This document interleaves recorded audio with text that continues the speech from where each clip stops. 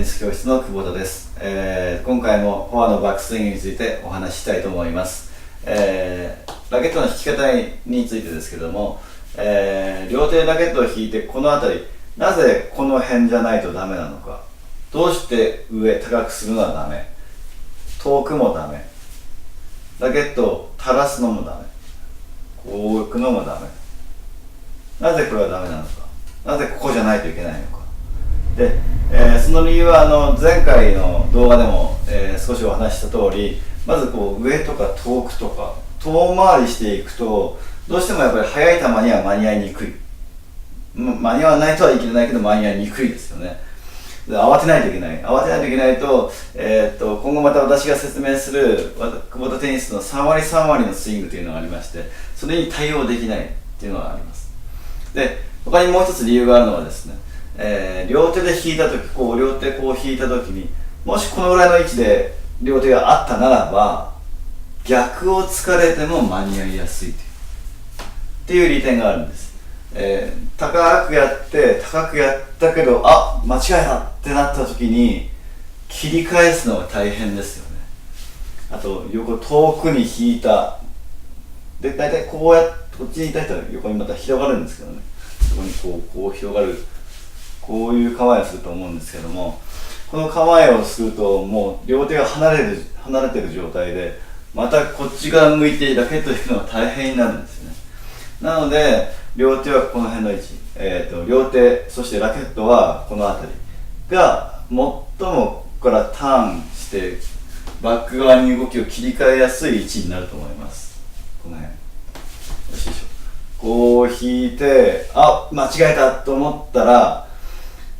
腰を早くターンして、その後にラケットを引くといいです。もう一回いきますね。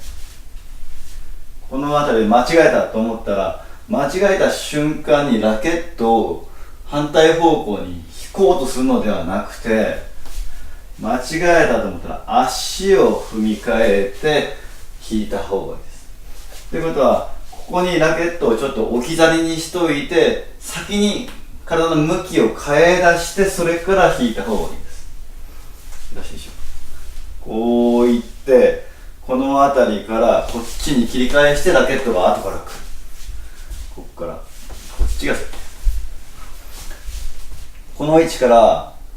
ラケット体にしないようにね。ここから間違えたと、ここで気づいた時に手を早くやろうとしないように、体の向きを早くしようとした方がいいです。だからすごくお尻のあたりが疲れるぐらいの感じで、わざとこういって切り返す練習をしとくといいと思います。間違えた時の練習をしとくっていうのが一番大事ですからね。で、久保田選手の考え方としては、予測できなくても何とかしようと、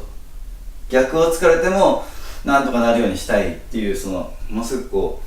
下から目線のもう初級でも何とかしないといけないってことを考えてやっています。だから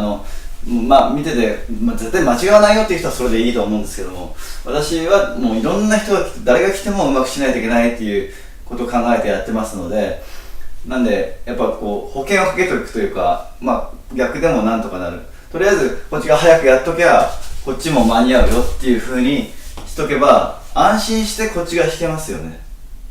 間違えていいんだから、スタートが早くていい。そしたらどんどん早くはできるはずなんですよね。間違えていいから。ただここまでが遅いともうダメですけどね。相手が打った瞬間、こうやって間違えたはなんとかなるんですけども、相手が打ってしばらくしてこうやって間違えたのに気づいてももうどうしようもないんで、でも間違えてもいい。いいですか？間違えてもいいっていうのが構えを早くさせるコツなんですよね。何回も早くしろって言っても無理ですからね。ただ安心してこっちがやってていいよ、間違ったらこっちがあるからね、切り返し方があるからねっていう教え方が私の教え方です。完璧にしっかり見極めて、それからフォアに確実に来たと思って引くってなると、ものすごいそれだけで時間がかかるので、もう球はすぐ近くまで来てしまうので、そのミスを避けたいから、私はバックスイングを教えるときは必ずフォアを教えるときもバックのことも切り返し方を教えたり、バック側を教えるときもフォア側の切り替え方を教えたりします。そうするとすごく精神的にも楽になると思います。で、その楽になることが判断を正しくさせるんですよね。絶対間違えたらダメだって考えた時点で大体間違えますよね。ものすごく緊張するし、もう出遅れるんですよね。確実じゃないと動き出さないから。